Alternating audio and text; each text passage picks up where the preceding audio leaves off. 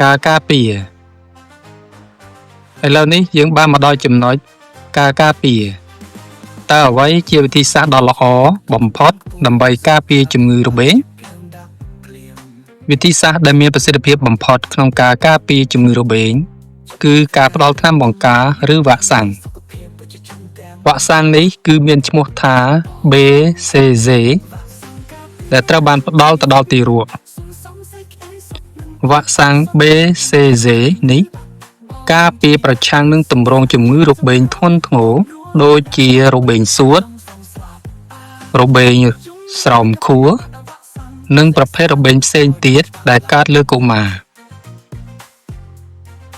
ការការពារនេះមានសារៈសំខាន់បំផុតចំពោះកុមារដែលមានអាយុក្រោម5ឆ្នាំ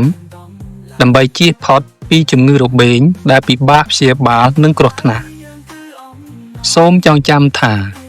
ការផ្ដល់ថ្នាំវ៉ាក់សាំង BCG ទៅដល់ទារកទើបកើតទាន់ពេលវេលាគឺជាជំហានដំបូងនិងសារៈសំខាន់បំផុតដើម្បីការពារពួកគេពីជំងឺរបេង